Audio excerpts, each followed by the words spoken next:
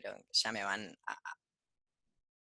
Por ejemplo, la que tengo que decirles es que ni bien termina la clase, ustedes me mandan un mensajito hoy, sábado, diciéndome, por ejemplo, hola, soy Nito de la clase de los sábados. Así yo les paso un link de un grupo de Telegram que vamos a tener, nuestro grupo de Telegram, donde vamos a poner toda la información, informaciones extras, cosas que se nos vayan ocurriendo, etcétera, etcétera. Todo esto lo voy a volver a repetir al final del encuentro.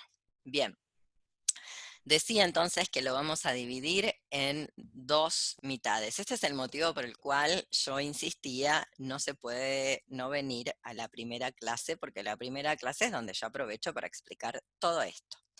Los dos primeros encuentros nos vamos a dedicar principalmente a los cuentos, a lo que es la materia textual literaria de ficción propiamente dicha. El almohadón de plumas de Horacio Quiroga, que fue publicado en un libro que, por lo menos para la gente que es de Argentina, casi que se ve en la escuela secundaria, que se llama Cuentos de amor, de locura y de muerte. El, la I que rompe el, si no me equivoco, el asíndeton o polisíndeton, el asíndeton, el poli es el que lleva el conector, el que rompe el asíndeton dicen que fue puesto por el editor, porque la verdad que quedaba mucho mejor Cuentos de amor, de locura y sin el I, de muerte. Justamente porque no, entonces son lo mismo. Esto es importante, lo que estoy diciendo, lo retomaremos. Y el otro texto que nos vamos a dedicar puntualmente hoy y el próximo encuentro es un texto que, para desgracia del texto, fue traducido en la peor edición del mundo, que es la que llega a estas costas, Hija de Sangre. Alguien, de Octavia Butler, ¿alguien se ha tomado el trabajo de averiguar cuál es el nombre original del texto, del cuento? Blue Shield. Bloodchild, efectivamente. Bloodchild.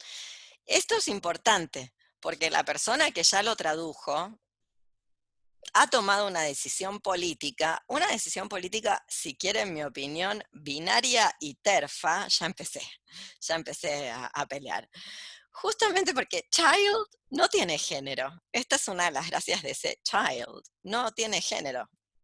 Entonces, produce una ambigüedad que luego veremos en el cuento, que aplica tanto a uno de los protagonistas como a aquello que uno de los protagonistas, porque otra protagonista es, bueno, justamente la señora Mamá, vamos a dejarle ese nombre provisoriamente, que es la que quiere reproducirse con el protagonista. Bien, entonces en estos dos encuentros vamos a trabajar con el cuento, pero con los cuentos.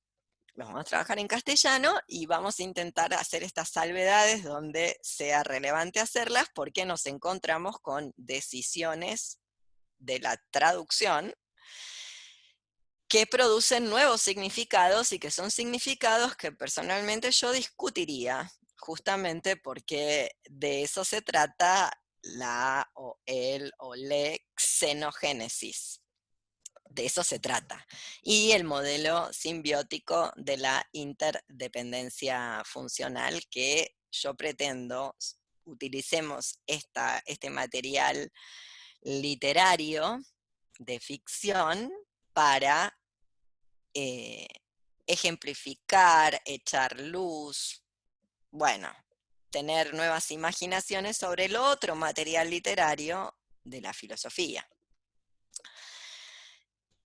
Y si bien vamos a empezar por los cuentos, vamos a hacer una salvedad muy importante, una propuesta metodológica que yo creo luego van a poder utilizar en la lectura de otros materiales de ficción, para que no les acontezca en el futuro, si es que ustedes emprenden este camino de comparar materiales en algo heterogéneos entre sí para desarrollos filosóficos y literarios, y voy a dar un ejemplo de lo que espero que no ocurra para que luego explicarles esta metodología.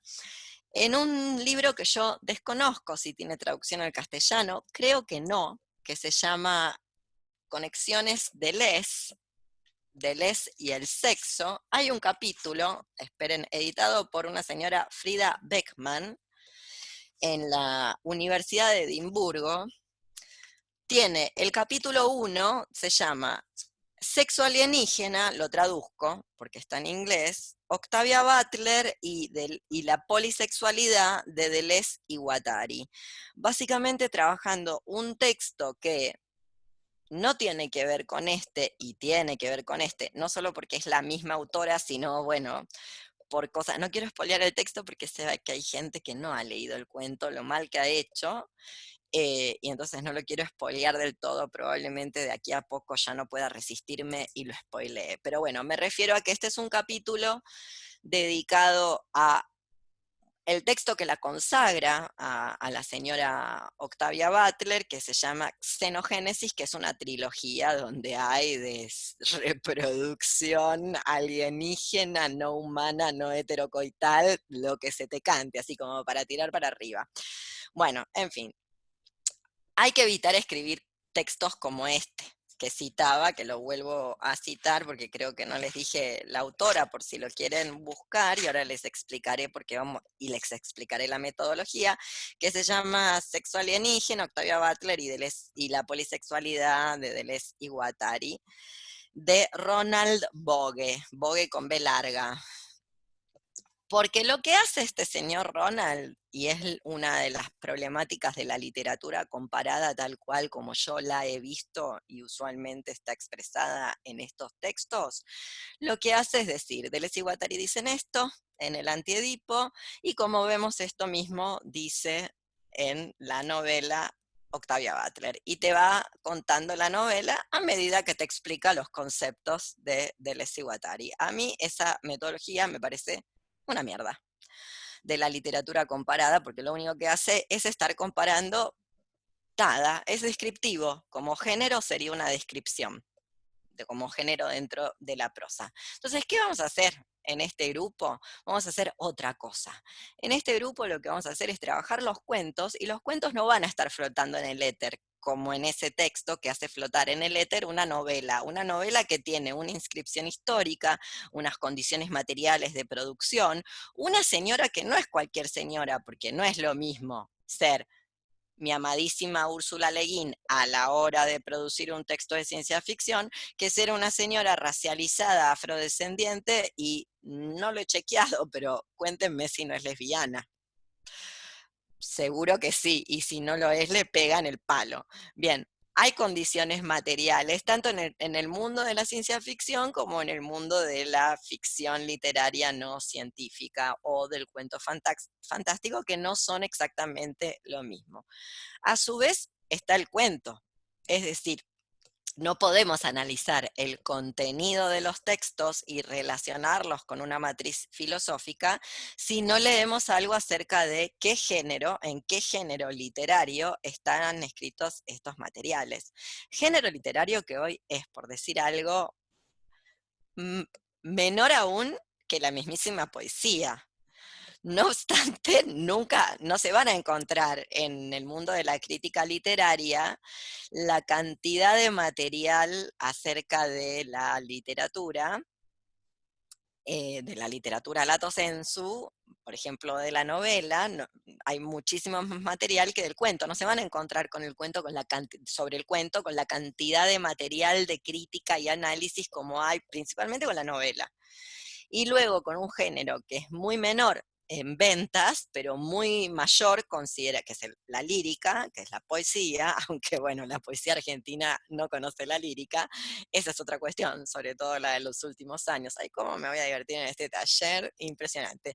En fin, pero sea dicho de paso, ese género menor, la poesía, porque no se la vendes ni a tus propios amigos, vos escribís algo y después no se vende. Esto es universal desde que el tiempo es tiempo, porque ya Marcial en el periodo neroniano, se quejaba de que nadie le compraba una goma y de que no tenía un sponsor literario en mecenas. Así que es universal que la poesía no se vende. No obstante, el prestigio eh, identitario, la relevancia, la dignidad literaria que te da la poesía, no te la da el cuento. Ni que hablar cuando el cuento es de ciencia ficción o fantástico, que ya directamente pues, es un tarado, que es como una cosa menor, que hace la gente chiquita, los niños, las infancias, diríamos. Bueno, entonces tiene una inscripción concreta que tenemos que analizar, porque pese a ser un género completamente olvidado, denostado, menor, etcétera, etcétera, la realidad es que el cuento tiene una función muy interesante y que no es cualquier tipo de género literario, además de que, y en esto lo sigo tanto a Edgar Allan Poe como eh, al señor Cortázar, tiene una estructura el cuento para ser construido, es decir, no cualquier cosa corta es cuento, tiene una estructura entonces para ser construido, una teoría inherente, inmanente al cuento, que es relevantísima. Es decir, dicen los que saben que realmente lo que es difícil es escribir un cuento, no así una novela. Y algo de razón debe haber por ahí, porque por algún motivo Borges nunca cometió el craso error de meterse en la novelística. Y ahora veremos por qué. Entonces, en estos dos primeros encuentros yo pretendo que veamos algo de teoría del cuento, además de los cuentos. Necesitamos un corpus, porque no se puede ver teoría de cuento, y es un gran error hacerle, ¿cómo decirlo? Precipitarle categorías filosóficas a un material literario como el cuento. Es un error. Y es una pérdida muy grande para la lectocomprensión. Entonces hay una serie de textos que ahora los voy a mencionar y que después los pondré por escrito en Telegram para que ustedes los busquen. Algunos ya los empezaré a introducir yo y ustedes los leerán a posteriori, que les van a dar herramientas en profundidad para poder leer este cuento y cualquier cuento, estos cuentos o cualquier otro cuento, y para que las lecturas que hagan de estos dos cuentos les permita abonar el terreno, abonar con ejemplos, abonar con imaginería, los ejemplos específicamente, que es lo que más me interesa de Deleuze y Guattari, porque lo digo ya, la señora Helen Hester, no sé cómo se pronunciará, bueno, qué decirle, ya lo verán por ustedes mismas. Cuando comparen todo, cuando vean una cosa a la otra y verán cómo se nos sigue vendiendo espejitos de colores de este lado del mundo, en esta localidad. Bueno, ¿cuál es el andamiaje teórico que necesitamos entonces para leer un cuento? Y que eso ustedes lo van a tener que ir haciendo de a poquito. Primero y principal, necesitamos tener un texto de Horacio Quiroga, que se llama Los trucs del perfecto cuentista. Me toma la cámara, sí, Los trucs del perfecto cuentista. De este libro, Los trucs del perfecto cuentista, que luego Piglia, que también lo vamos a necesitar, lo mencionará, me interesan solo dos textos, así que no es mucho. ¿Qué textos me interesan de acá de los trucs del perfecto cuentista? Justamente el que da nombre, los trucs. Trucs que son trucos, eso quiere decir en el lenguaje de Quiroga de estos años. Y el otro es el manual del perfecto cuentista. Estos dos textos hay que leerlos en paralelo a los cuentos. Y hay que tomarlos entre comillas, porque Quiroga no es un teórico, es un cuentista, es un escritor. Y una cosa es un escritor hablando de cómo escribe, de cómo le parece a él que conviene escribir, etcétera, y otra cosa es un crítico literario. Y acá vamos. ¿Qué es lo otro que necesitamos para entender un poco más de la teoría del cuento? No se asusten por mi fotocopia, esta fotocopia me acompaña como un pergamino desde antes de que ingresara a la universidad, porque yo estudiaba teoría del cuento, vaya, van a saber por qué, por los mismos motivos que tampoco ahora estoy bien, que ya era de antes, entonces me acompaña esta fotocopia bochornosa desde hace siglos. Acá está, acá hay un regalo de cumpleaños, 27 de mayo, sépanlo. Tenemos que leer tesis sobre el cuento de Ricardo Piglia. Todo esto está online.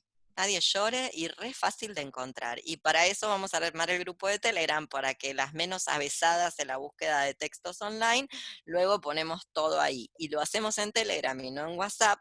Por la misma clase de literatura se llevan estos comentarios de redes sociales y demás cosas. No te consume espacio en el celular si vos le metés 25 PDFs al Telegram, cosa que si lo hacemos en WhatsApp, después de un rato este taller van a empezarlo a odiar más de lo que ya lo odian. Entonces decía, tesis sobre el cuento, que es un capítulo que está en un texto que se llama Crítica y Ficción de 1990 de Ricardo Piglia, editorial Siglo XX. Y a su vez, necesito, más que ninguna otra cosa, que lean un texto, un cuento aparte que es como el cuento. Perdón, hago un paréntesis. No me molesta si por el camino alguien quiere chusmear de qué se trata teoría de la composición del señor Edgar Allan Poe, porque parece ser que todo nace ahí. ¿Qué quiere decir que todo nace ahí? ¿Que él es el inventor del cuento? Claro que no. Él es el primero que dijo, un cuento se escribe así. Y un cuento no se escribe de cualquier manera. Por eso decía, para entender estos cuentos hay que entender la forma cuento, que es un género literario que además tiene una forma. ¿Bien? Entonces decía, no me molesta, no lo vamos a ver en detalle, lo voy a dar como por sabido, es una pavada. Si ustedes le pegan una miradita a teoría de la composición del señor Edgar Allan Poe, que, bueno, usa un poema para explicar cómo se escribe un cuento, pero bueno, cosas que pasan, no importa, la realidad es que las bases de cómo escribir un cuento las fija el señor Poe en su teoría de la composición. Bien, entonces decía que un cuento no es cualquier cosa, un cuento tiene una manera de ser escrita, tiene una forma, tiene una modalidad y todo eso tiene un porqué. Cuando pasemos esta parte, o lo puedo hacer ahora, pero no, lo haré después, les cuento que va a ir en las otras dos clases exactamente qué textos, pero estos son los textos pura y exclusivamente que tienen que ver con poder analizar un cuento, cualquier cuento, y en especial estos dos cuentos que a su vez a mí me interesa que relacionemos entre sí, casi como contracaras, oposiciones de lo que podría ser un vínculo interespecie xenogenético, casi como cuestiones separadas y que a su vez podamos, a partir de esta lectura, pensar modelos de interdependencia funcional y de simbiosis y de todas estas cosas que a mí me interesan tanto posthumanas, fuera de de los parentescos heteronormativos, heterocoitales, hetero, que son los que hay en la actualidad, que no son los de la naturaleza, porque como bien han dicho Deleuze y Guattari, ¿con quién tiene sexo la flor? Pueden contestar si quieren. No lo dijo así, ni Deleuze ni Guattari, así lo digo yo, pero lo tomo de ahí. ¿Con quién copula? Picaflor. ¿Con quién, perdón? Con un picaflor, con un colibrí. Por ejemplo, o con Por un ejemplo, con las insecto. abejas, con, claro.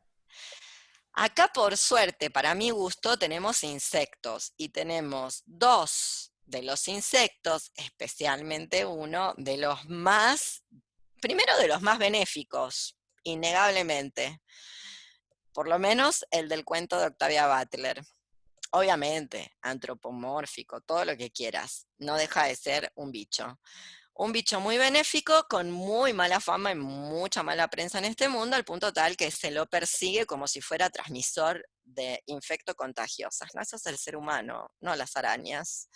Pero bueno, y con una tradición, hay que decirlo, una tradición tanto literaria como filosófica, etcétera, muy vasta. Quien elige meterse con una araña no elige meterse con un bicho bolita. Me caen re bien los bichos bolitas, me enteré que se comen los metales pesados y que los procesan, cosa que no pueden hacer ni las divinas de las lombrices que parecerían poder hacerlo todo, así que no mate los bichos bolitas, pero hay que entender que la tradición literaria que ha adornado, literaria, filosófica, etcétera, que ha adornado a las arañas, pese a que los seres humanos se encargan de combatirlas y todo el mundo les teme.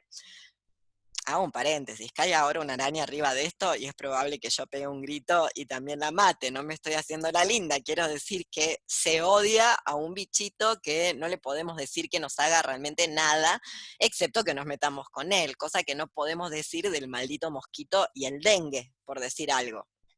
Bueno, ninguna araña va a venir volando a infectarlas de dengue. Luego no mueven las cosas antes de pasar el plumero por el rincón.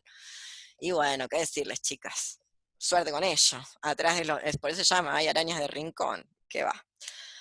Bueno, vamos entonces a nuestra teoría del cuento, un cachito. Ustedes luego van a precisar todos esos materiales y yo voy a tratar de hacer algo así como una anagnórisis, porque alguna de ustedes alguna cosa de esto sabe. ¿Qué quiere decir una anagnórisis? Una suerte de reconocimiento o de que ustedes infieran algunas cosas de la teoría del cuento, porque en principio hay ciertos rasgos del cuento que quizás nunca te los enseñaron, pero que saltan a la vista, como por ejemplo, hay uno que salta a la vista. Que hay un conflicto. No, eso hay en todas partes. Ok. No, ¿Es Es breve? breve. es breve. No es breve como un poema, no es un epigrama, aunque podría serlo, un microcuento, por ejemplo. Un cuento es breve. ¿Y por qué es breve? Tiene que haber un porqué. ¿Por qué elijo transmitir una cosa en un cuento y no en una novela?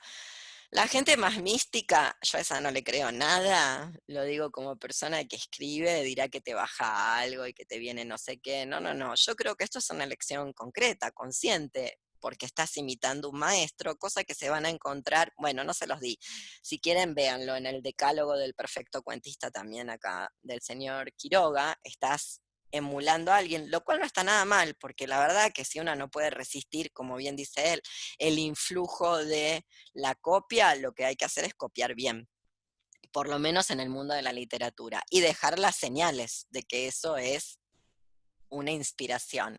De hecho, la literatura se sirve de más literatura. La literatura no habla de lo que está fuera de la literatura. La literatura habla de lo que tiene su micromundo, su mundo interior. Por eso hay quienes creemos, yo entre ellas, que la literatura es autónoma, lo cual y su análisis es autónoma, lo cual no obsta que la literatura tiene, al decir del segundo formalismo, series vecinas, y acá viene la metodología.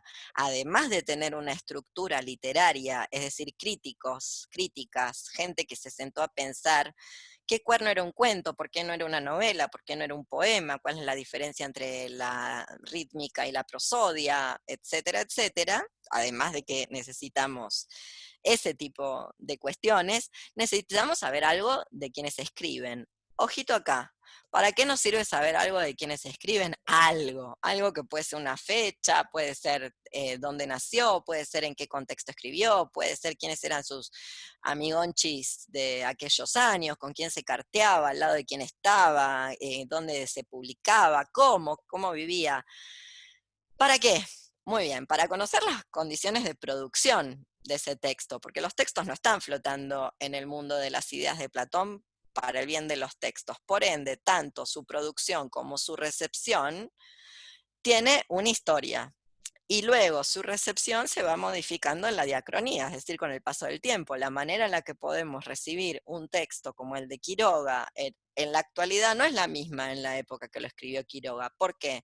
Porque en la actualidad nadie tiene un almohadón de plumas. Bueno, alguien habrá que tenga un almohadón de plumas, a saber para qué querés un almohadón de plumas, para llenarte de ácaros y maltratar patos. No se me ocurre para qué querrías un almohadón de plumas, no son ni cómodos.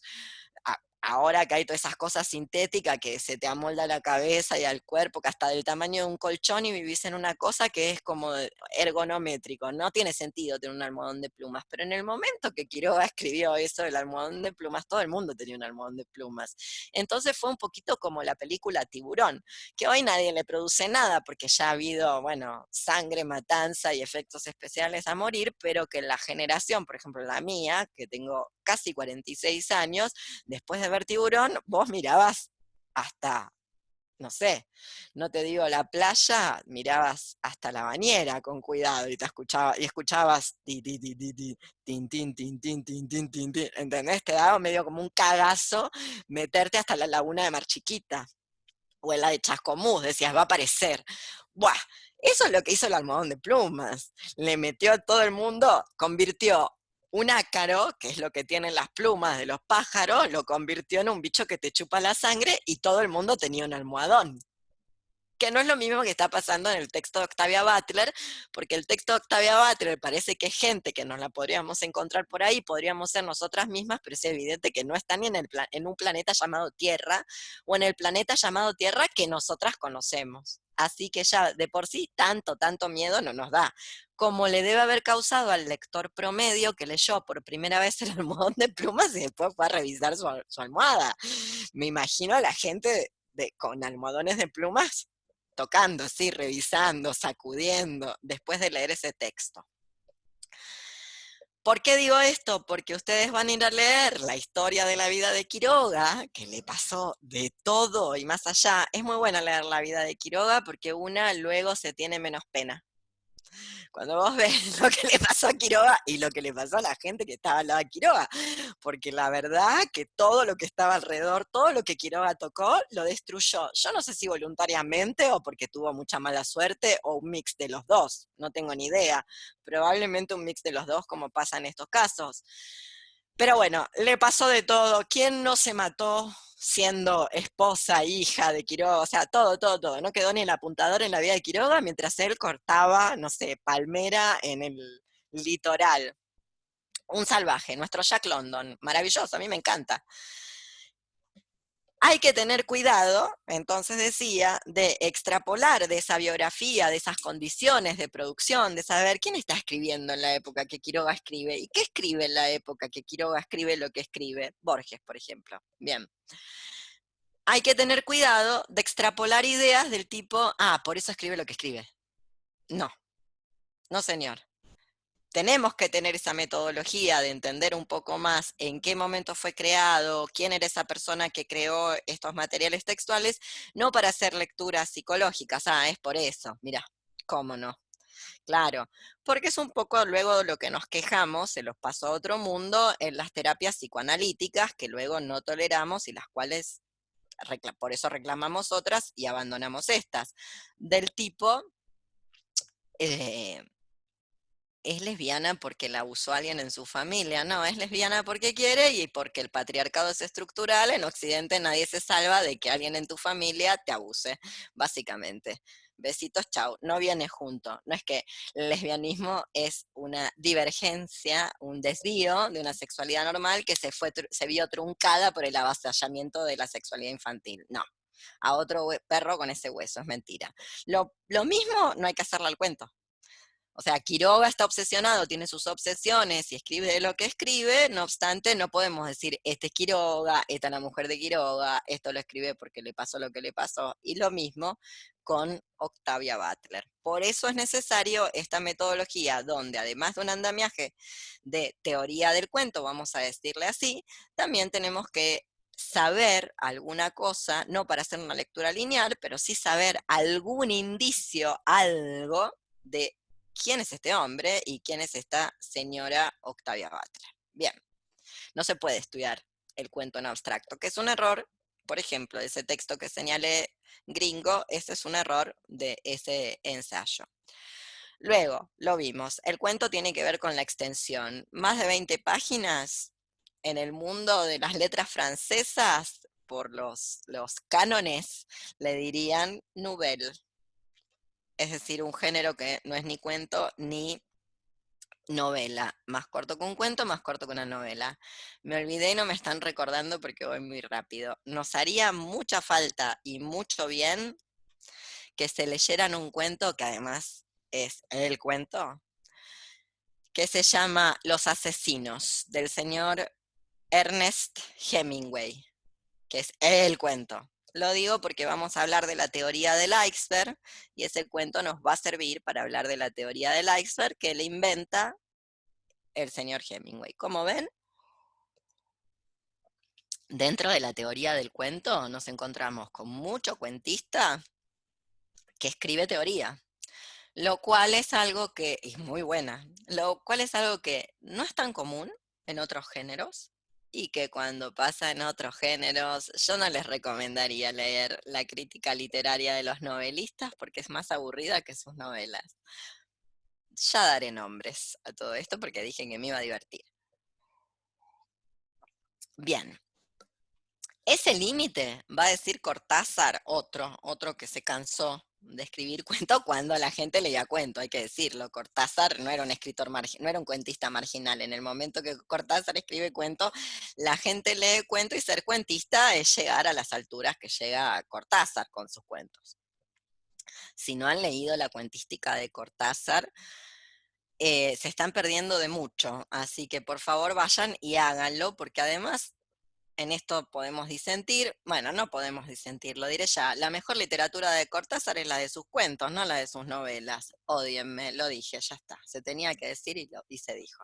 Bueno, de hecho voy a ir más allá y voy a citar una referencia, así que cualquier cosa van y se pelean con la señora.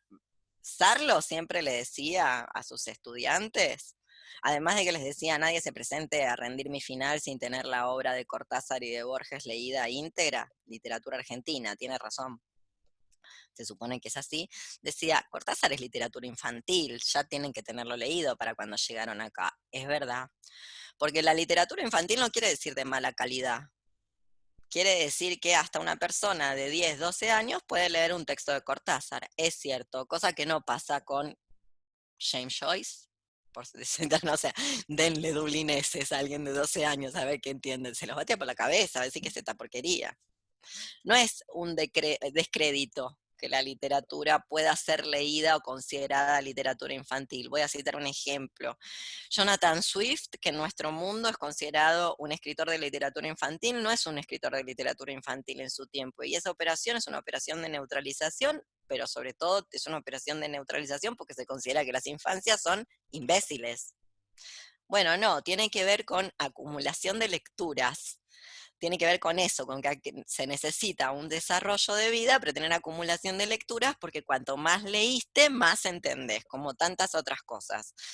Lo mismo con la escritura, no sé si acá hay alguien, sí sé que acá hay gente que escribe, seguro que ya lo sabe, y para las que no se enteran ahora, la mejor manera de mejorar la escritura no es escribiendo, es leyendo, porque leer y escribir son operaciones que hasta neurológicamente tienen mucho en común, pero una lectura crítica, que es la que vamos a intentar hacer ahora al respecto de los cuentos, es esencial, es decir, destrabarle el mecanismo de relojería a este relojito que armaron, ver cómo se organiza, ver sus partecitas y luego volverlo a armar.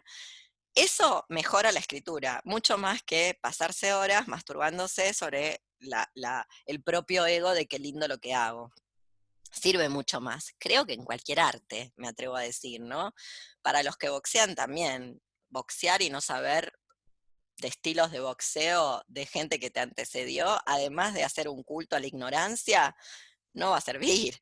Sirve mucho ver cómo hacen los que nos precedieron, quienes nos precedieron, cómo han hecho las cosas. Bueno, en fin, entonces este señor Cortázar, lo que va a decir, el cuento tiene una extensión y tiene una frase maravillosa que yo creo que aplica mucho al almohadón de plumas, no es que no aplique a Bloodchild, no es que no aplique a Bloodchild, pero me parece que al almohadón de plumas aplica contundente y certeramente, casi como si lo hubiera dicho el mismísimo Quiroga, que, bueno, acá haré una salvedad porque no todo el mundo sabe de boxeo y no todos los escritores, como a Cortázar y a mí, salvando las distancias, nos interesa el boxeo.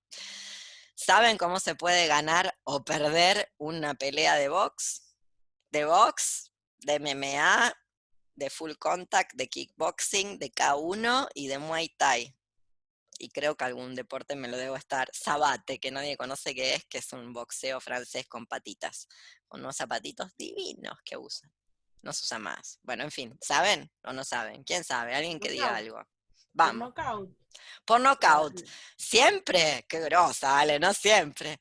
No, siempre no. Puede ser por puntos. Muy ¡Epa! bien, entonces una pelea se puede ganar o perder por muchas más cosas, pero vamos a sintetizar así. Por knockout, es decir, te durmieron te pegaron, te durmieron, o por puntos, es decir, progresivamente los dos contrincantes o las dos contrincantes terminaron la pelea, los rounds que hubiera pactado, sean 5 o sean 12, y gana una de las dos partes porque los jueces marcaron que les parecía en base a unas reglas, no solamente, aunque lo hacen medio a ojito, hay que decirlo, medio lo que les parece y los favoritismos, pero se supone que hay unas reglas. En fin.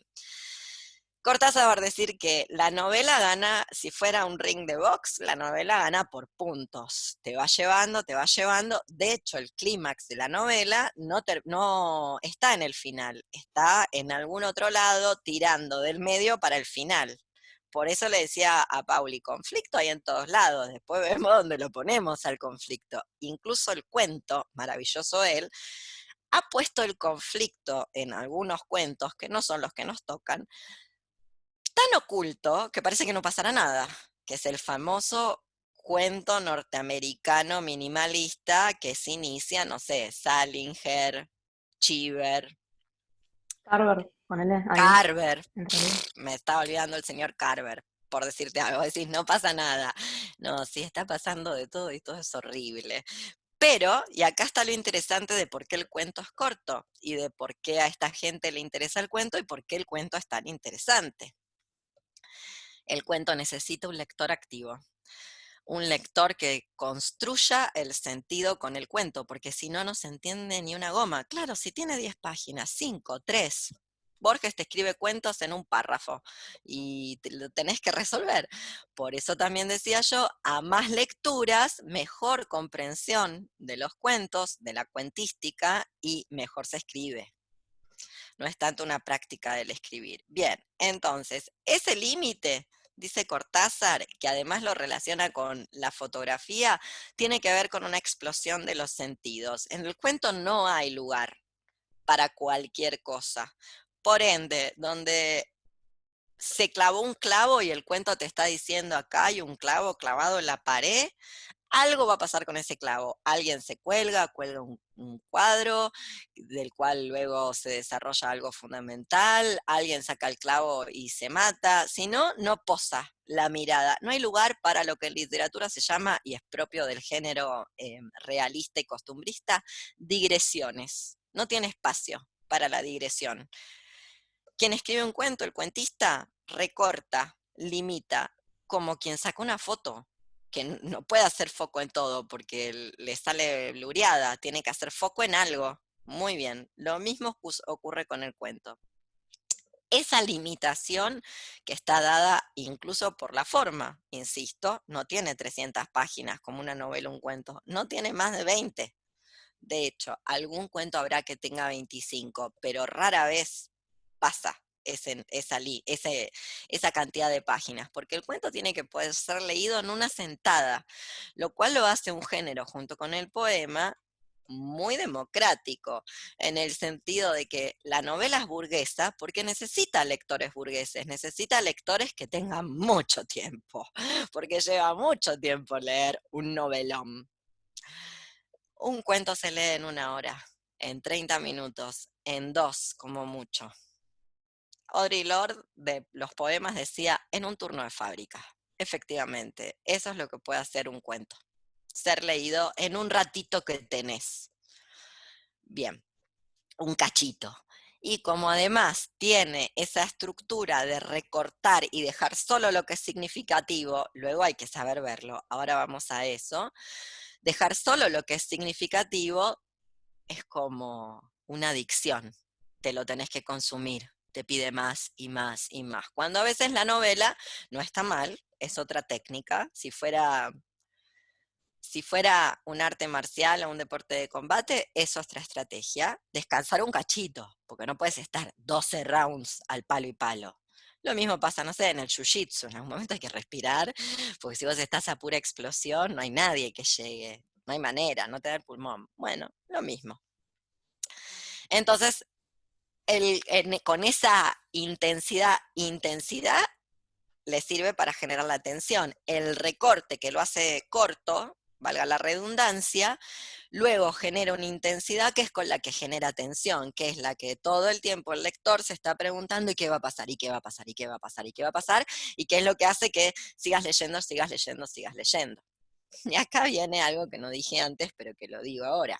Vieron que yo todo este ciclo de charlas y talleres de este año espantoso, le he llamado ensimismamiento y conjura. Bueno, en principio creo que el ensimismamiento tiene que ver con esta capacidad propia del cuento, es una capacidad de atracción magnética propia del cuento que en sí misma te podrías quedar leyendo un volumen de cuentos durante todo el día, uno tras otro.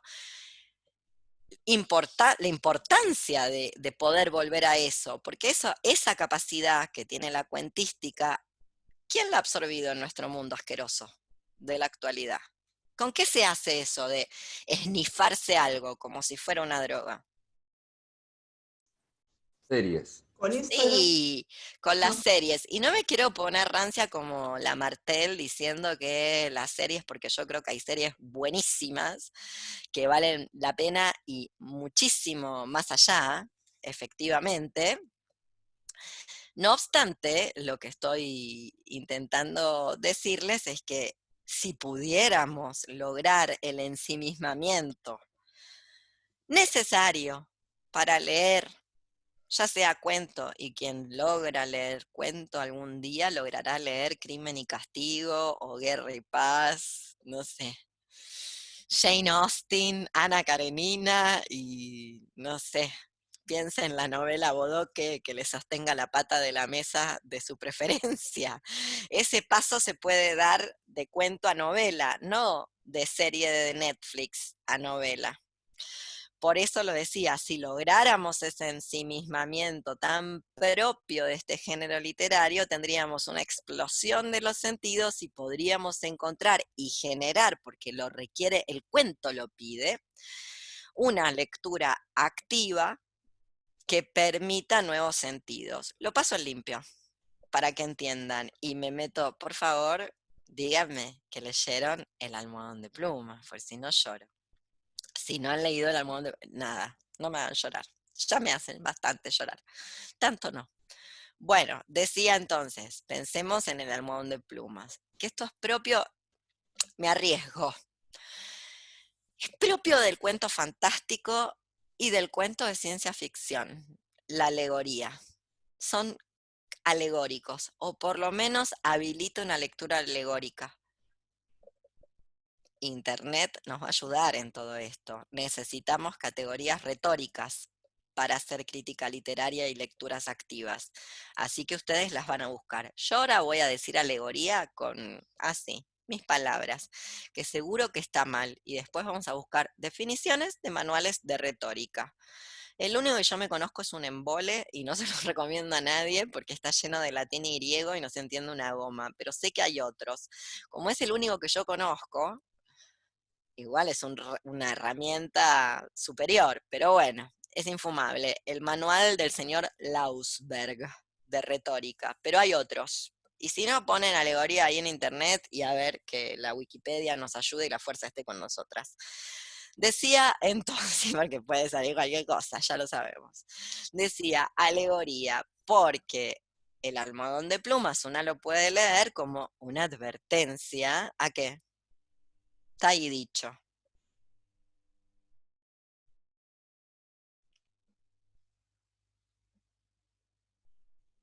¿A qué? A nada. Matrimonio, Sí, señora, al matrimonio. a Obviamente. la vida de familia. No, no llegó. No, bueno, pero Murió antes. Ni llegó a concretar, en 5 días se cagó muerta. Bueno, Yo me acuesto y no me levanto, digo. y no. Bueno, y acá viene otra cuestión que es fundamental. ¿Cómo se escribe un cuento? ¿Quién escribe cuento acá? ¿O quién sabe cómo se escribe un cuento? ¿O quién ha escrito un cuento? Yo. Bueno, a ver, dale, Alex. ¿Cómo se escribe un cuento? Sí, ¿por Es dónde práctico. empezás?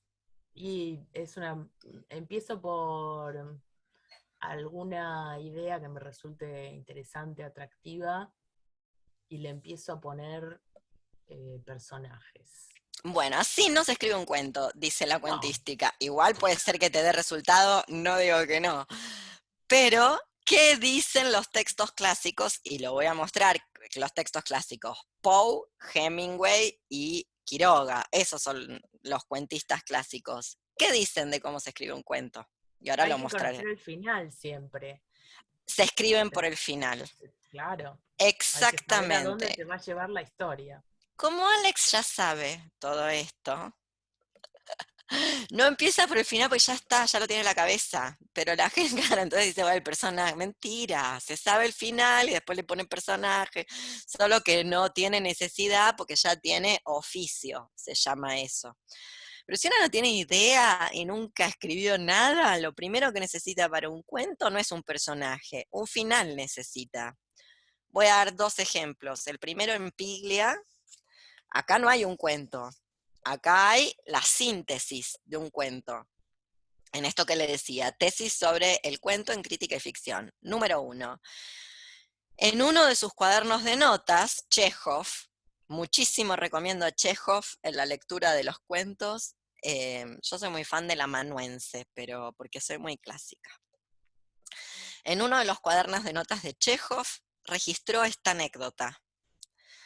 Un hombre en Monte Carlo va al casino, gana 1.000.000, vuelve a su casa y se suicida. Esa es la forma clásica del cuento. ¿Por dónde empezó Chekhov? Empezó por el suicidio. Sabe que ese hombre, pese a la gran alegría de tener 1.000.000 ganado en el casino, se va a pegar un tiro. No es que hay un personaje que le gusta jugar y que, llegó al suicidio. No, empieza en el suicidio. Ahí empieza. Bueno, ahora veamos en Quiroga. Y esto que les voy a mostrar es lo que salía mal en la escuela secundaria, porque la gente que nos imparte conocimientos, además de bruta, estaba desganada, maltratada por sus estudiantes, el capitalismo, el gremio y un largo etcétera, entonces nos hizo odiar la literatura, pero intentó hacer esto porque así estaba formada, como estamos formadas todas las personas en la lectura de textos, de manera crítica. Vayamos al almohadón de plumas, es decir, un texto se analiza con lápiz o virome, necesitan marcarlo. Por ende, si les da miedito marcar textos, cosa que no debería darlos porque esta pulpa de celulosa no resiste lo que queda de tiempo en el mundo. Sépalo, se va a deshacer antes, no es un rollo de papiro ni un manuscrito medieval, es una porquería. Eso por un lado.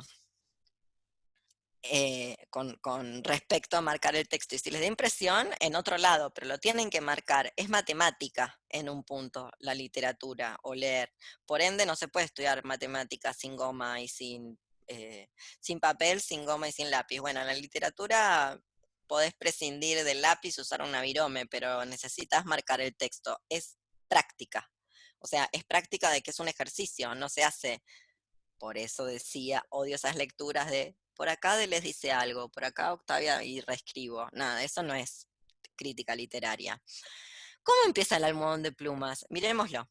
Dice, su luna de miel fue un largo escalofrío. Miren, hay 2 cosas que las lunas de miel no son. No son largas y no te da escalofrío. Esta fue tan tremenda en el sentido de los escalofríos que se hizo eterna, ¿verdad? O sea que quien puso de primera línea, así empieza, nunca lo olvidarán, su luna de miel fue un largo escalofrío, saben que lo que se viene está todo mal. Mal, pero mal, lo que no se imaginan, eso es cierto, es cómo va a terminar. Y como estamos en el mundo de lo que es escalofrío, lo que es largo, lo que está saliendo mal, hay una serie de palabras, lexemas, sobre todo adjetivos, que dan cuenta de que no va a terminar bien esto. En principio no va a terminar bien porque los cuentos no están hechos para que terminen bien, están hechos para ganar la pelea por nocaut, y eso no es terminar bien, eso alguien termina en el hospital, alguien termina con la nariz rota, alguien no puede ponerse de pie, así es como va a ganar un cuento. Entonces no está hecho para que termine bien. Y luego porque la literatura feliz no es literatura, es publicidad. Y esto ya deberíamos saberlo. Lo dice Denise de Rougemont en El amor en Occidente. La literatura de amor, y acá estamos dentro de la literatura de amor, en ambos textos, aunque no parezca, lo probaré. Claro, un amor medio raro, porque la gente cree que el amor es esa pelotudez que se inventó en la cabeza que luego nunca pasa. Pero bueno, en fin. Estamos en la literatura de amor. La literatura de amor no tiene historias felices. Hasta Silvio Rodríguez lo sabe. Miren, chicas, si no lo tenemos que saber nosotras, lo sabe hasta Silvio Rodríguez. Va. Sigo. Hay una canción horrible, no sé, una mujer Chagall, no sé qué pelotudez dice, y ahí dice, bah. Vamos. Su luna de miel fue un largo escalofrío. Rubia, angelical y tímida. ¿Cómo se llama el libro? Cuentos de amor, de locura y de muerte. Muy bien, otro Asíndeton, que es Asíndeton cortado, quebrado por una I, pero ti, ti, ti, ti, ti. O sea, quien dice amor, dice locura, dice muerte. Bueno, obvio, quien dice angelical, dice rubia, dice tímida. No lo está diciendo aleatoriamente, está diciendo esta chica no va a tener con qué defenderse. Él no es ni rubio, ni, digo, ya, si bien el narrador del cuento no es Quiroga, Quiroga no es ni rubio, ni angelical, ni tímido. Y creo que no anduvo nunca con gente que fuera así. Sigo. El carácter duro de su marido heló. Venga el frío, venga el hielo. Esto está lleno de hielo y de frío. Todo es hielo y frío. Hay que ponerse pullover para leer este cuento. Sus soñadas niñerías de novia.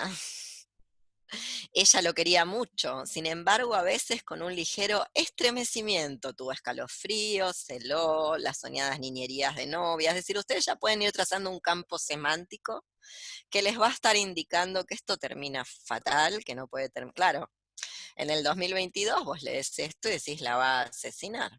Bueno, tal vez no él, tal vez por él, alguien que no es él, la asesina. Digo porque si Roldán no fuera un sorete, con todos sus problemitas de la masculinidad hegemónica, no pasaba nada de lo que pasó, porque mientras el almohadón fue sacudido, a nadie le chuparon la sangre, ¿cierto? Eso está en el texto. Así que si hubiera habido un poquitito más de sexo en el living, de vida loca, de pasársela más o menos bien, y no lo que es un matrimonio, nada de esto pasaba. Sigo, Roldán, le dije, Jordán. Seguimos. Sin embargo, a veces, con un ligero estremecimiento, cuando volviendo de noche juntos por la calle, echaba una mirada furtiva a la alta estatura de Jordán, mudo desde hacía una hora.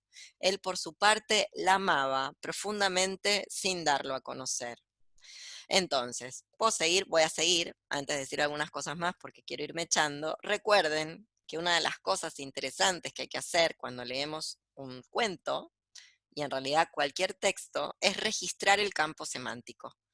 ¿De qué está hecho? Porque la literatura no se expresa en el contenido, entendiendo el contenido como la trama, el plot, que está ahí, porque las lecturas son polisémicas, y la manera de anclar, una de las maneras de anclar esa polisemia, de que esto parezca que está hablando de cualquier otra cosa, es este tipo de estrategias, donde ya en el primer párrafo te das cuenta que la relación que ellos tienen va a dar muy mal. No tenés idea de qué es lo que va a pasar, pero no va a dar bien, porque mira cómo empezó. Acá va a pasar el famoso conflicto del que hablaba Pauli.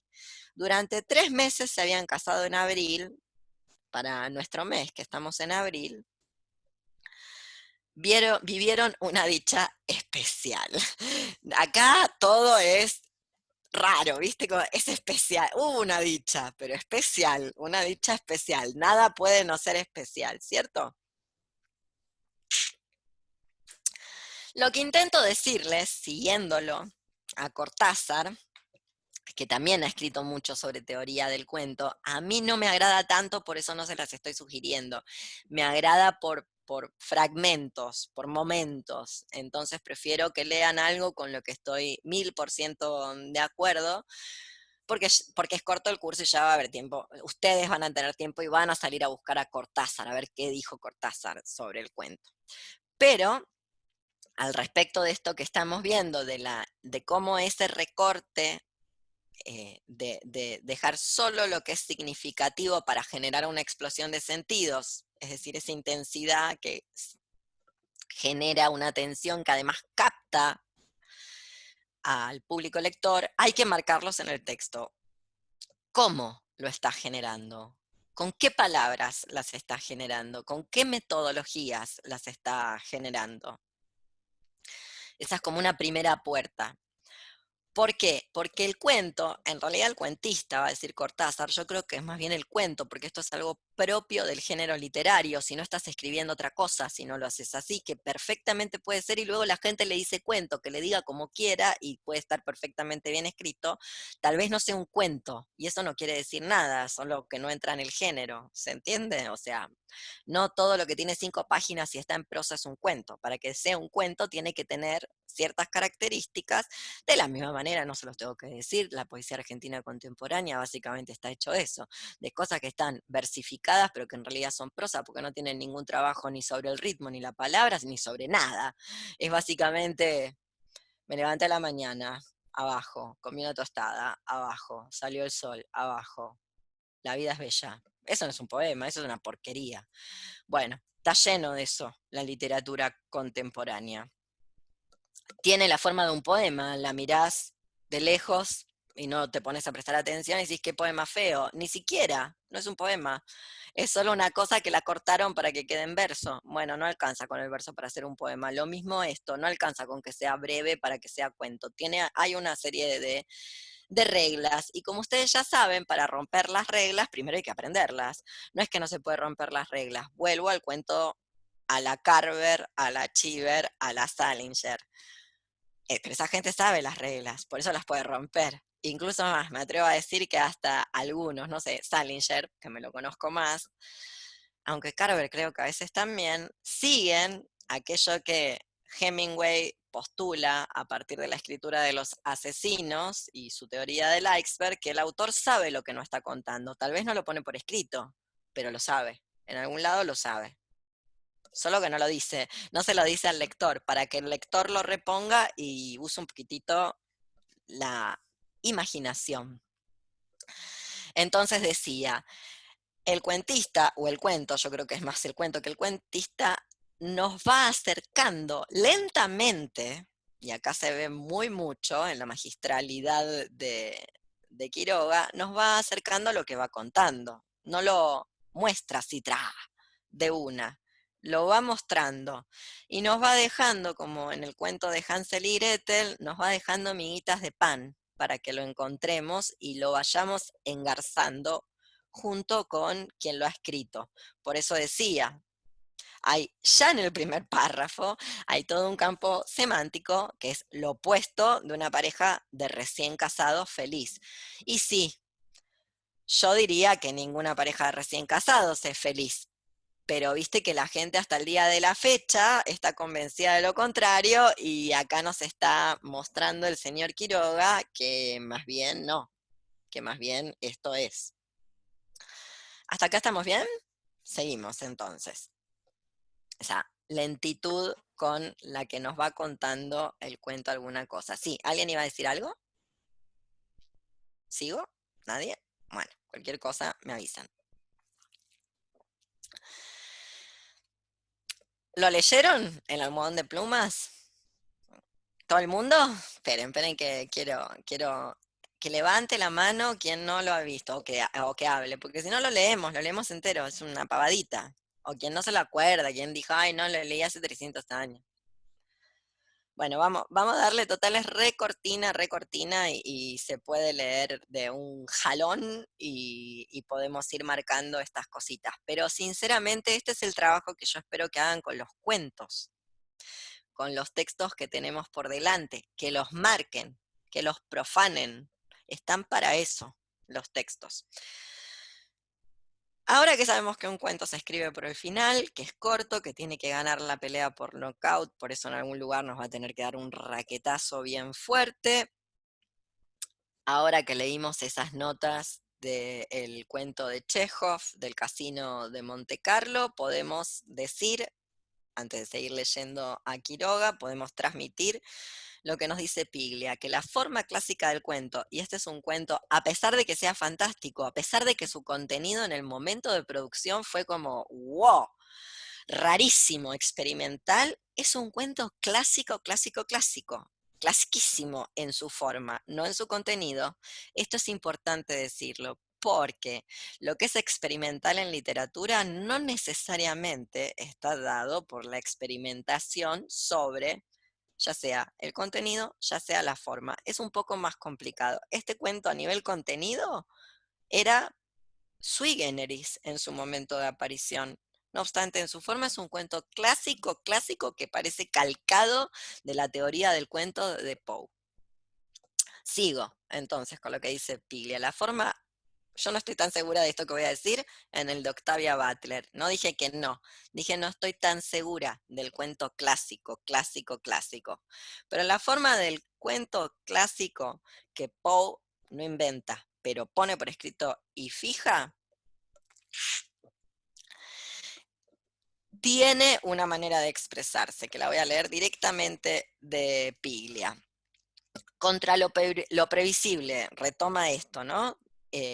Retoma lo del Casino de Monte Carlo. Contra lo previsible y convencional, jugar, perder, suicidarse. Este señor, recordemos, gana, no pierde, y se suicida. Eso ahí hay algo que no estoy entendiendo. ¿Cómo? ¿Gana y se suicida? Bueno. Contra lo previsible y convencional, jugar, perder, suicidarse, la intriga se plantea como una paradoja. La anécdota tiende a desvincular la historia del juego y la historia del suicidio. Esa escisión, dice Piglia, es clave para definir el carácter doble del cuento. Primera tesis. Yo creo que es la tesis número 2. La primera es un cuento se cuenta por el final. La tesis número 2 es que para el señor Piglia, para el señor Ricardo, no lo quiero desdecir porque sería un bochorno, hubris, desmesura. Un cuento siempre cuenta dos historias. Acá hay dos historias. Acá hay dos historias en esta historia que estamos leyendo. Un cuento siempre cuenta dos historias. Diría al menos dos. Porque además de las dos historias que cuenta, que creo yo, y me parece que Piglia y todos estos que nombramos estarían de acuerdo, además de las dos historias que cuenta, que pensó el autor, están todas las otras que el público lector puede leer. Y acá hay que hacer un cuidadín. No pueden leer cualquier cosa, tiene que estar en el texto. Pero si lo pueden leer en el texto, entonces lo pueden leer, aunque no se le haya ocurrido al autor. ¿Me explico? ¿Necesitan un ejemplo de lo que estoy diciendo o lo entienden así? Un ejemplo. Un ejemplo. Vamos al ejemplo. Voy a buscar un ejemplo que no es de cuento. Esperen que lo busque de la biblioteca. Mira, Valentín, tengo tu uso. No se ve nada, pero este uso me lo regalaste vos. Una blasfemia voy a cometer, pero la cometeré. No entiendo bien cómo está mi biblioteca, así que puede que demore. Si no lo digo de memoria, pero quisiera no decirlo de memoria porque esto está, ustedes me escuchan mientras yo lo acabo de donde guardé. ¿Qué desastre? Ya sé, está acá. Mirá, no demoró tanto.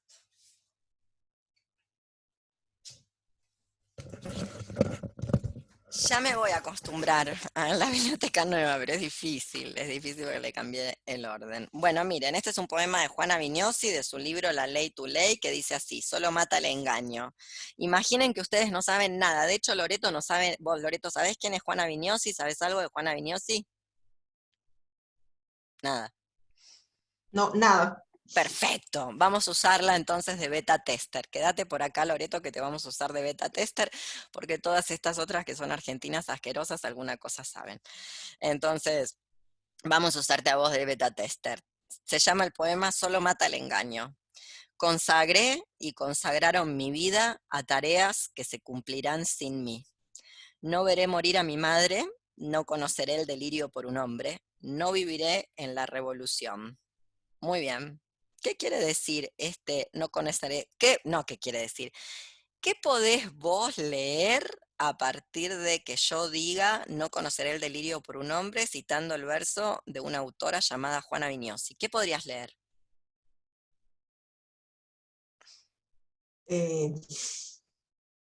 O sea, a partir de todo el texto, como que se va a quitar la vida. No sé, de ese verso, no conoceré el delirio por No. un hombre. Vos podrías leer que al Que yo no lírico... es... Sí, que no es heterosexual. Muy bien, era re heterosexual, se lo pregunté en persona, de hecho, a esto.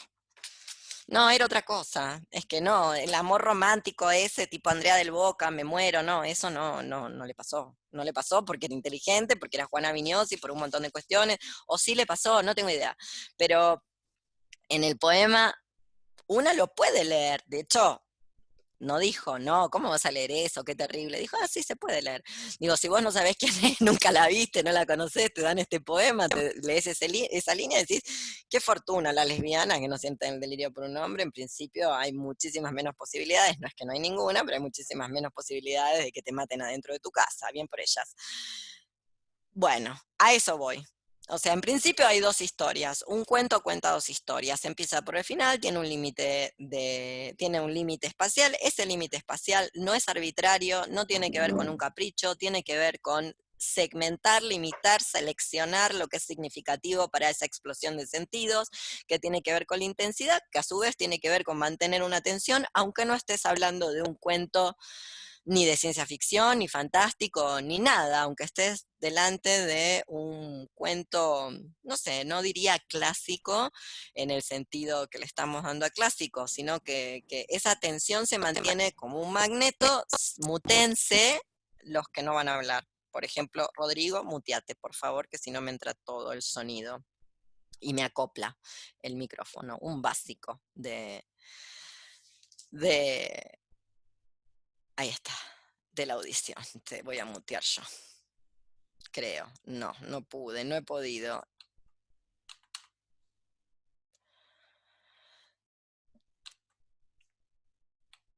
Bancan un segundín. Se mutean, porque si no, acopla. Bueno, seguimos entonces. Decía... lo del almohadón de plumas y esto de la intención y de la intensidad. Esa tensión que se logra mediante ese recorte de textos nos va llevando lentamente a lo que el cuentista, en mi caso, en mi lectura, el cuento, quiere que leamos y que nos está contando. Y un cuento cuenta siempre dos historias. Cuando no más, hay otra historia más que tiene que ver con quien lo está leyendo, y esa otra historia que tiene que ver con el público lector tiene límites, porque la interpretación tiene límites, tampoco está volando en el aire. Entonces, no. Ustedes no pueden hacer, nadie puede hacer la operación del protagonista de la novela Pálido Fuego de Nabokov, que es leerse a ustedes en el almohadón de plumas como si Quiroga les hubiera escrito a ustedes el cuento, literal, así como, y acá dice la casa porque yo me compré una casa. Entonces acá Quiroga puso la casa porque sabía. ¿Se entiende? Eso no lo pueden hacer. No están leyendo literatura. Si hacen eso, están teniendo un delirio.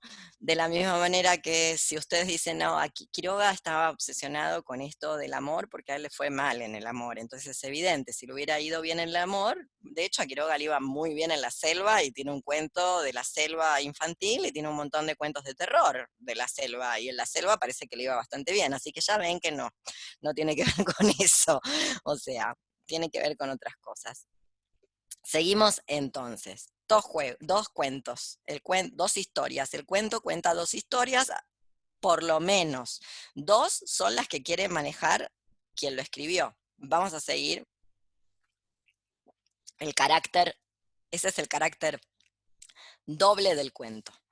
Carácter doble del cuento, que lo anticipo, luego lo veremos en Piglia. A veces hay uno que está borrado, o a veces es el segundo cuento, que en el cuento clásico está, para que sale a la superficie en el final, está por delante. Según Piglia, ese es Borges. Borges pone la segunda historia delante, y la primera siempre es la misma anécdota.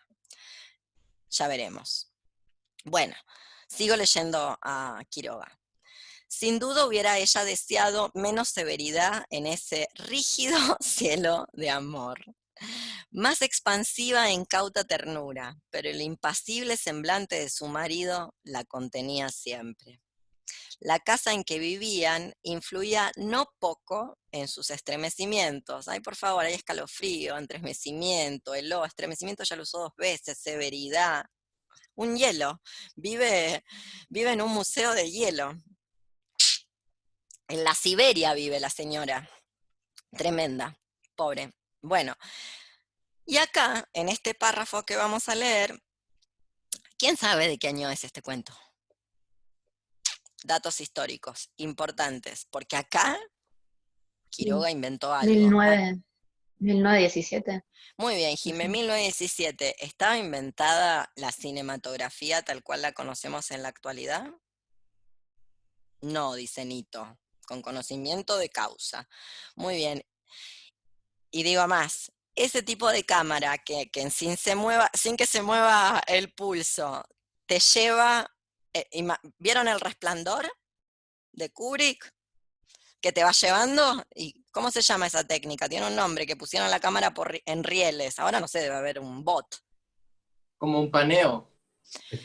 No es un paneo. La cámara está en un riel y se desplaza. Traveling. Traveling.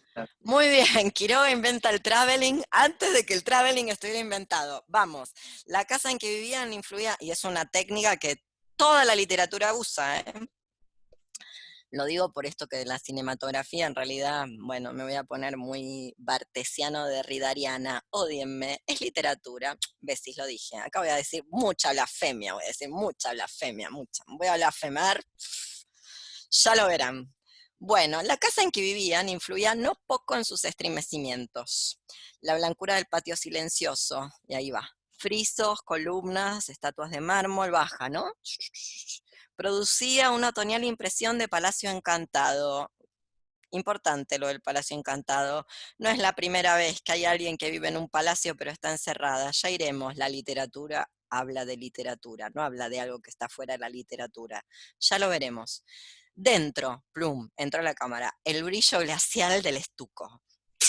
Sin el más leve rasguño en las altas paredes, vuelve a mirar para arriba, afirmaba aquella sensación de desapacible frío.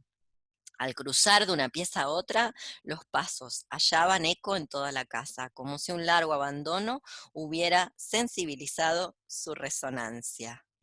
Muy bien. ¿Qué otros personajes de la literatura de todos los tiempos o del mito conocen ustedes que vivan en un palacio encerradas de estas características? Hay por lo menos 2, y propondré una canción para que busquen. La protagonista de Barba Azul. Ay, a ver, esa no la conozco, contame. ¿Cómo es? Me encanta que me cuenten cuentos. Esmerate, Alexandra, con todo el bardo que hiciste. Contá bien el cuento. Bueno, por supuesto, es un casamiento arreglado y la joven va a vivir a este lugar maravilloso. Se casa con Barba Azul. ¿Y quién es Barba Azul? Es ¿Puedo un preguntar? señor que, por supuesto, es un millonario, digamos, para decirlo en términos actuales, ¿no? Y es un palacio o un castillo donde hay muchas habitaciones, y él un día sale de la casa, sale de viaje, pongámosle, no recuerdo bien los detalles, pero básicamente va así la historia, y entonces le entrega él, antes de salir, las llaves de todas las habitaciones del lugar, y le dice: acá están todas las llaves, pero aquella puerta, le muestra una en particular, no la abras. Obvio, te dicen eso y vos vas y abrís, obvio. Obviamente, apenas lo logra, va y abre. Y se encuentra con Ay, los ¿puedo cadáveres. hacer una interrupción y contar una anécdota? Por favor. Yo tengo, ahora no, ahora lo pasé a tierra, pero tuve durante muchos años un animalito enterrado en un macetón. Y le dije a una amiga, no metas la mano ahí, que hizo la boluda, metió la mano, se encontró con el muerto. En fin, besí, ya está.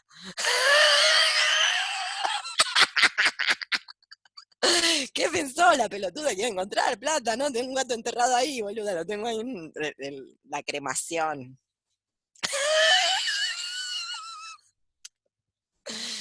Y bueno, dale, perdón. Si podés seguir, seguí. Bueno, sí, intento. Entonces, se encuentra con los cadáveres de todas las esposas anteriores de Barba Azul. Obvio, que todas hicieron lo Porque mismo. todas hicieron lo mismo y terminaron en esa habitación, y como él las quería tanto, las guardaba ahí, embalsamaditas.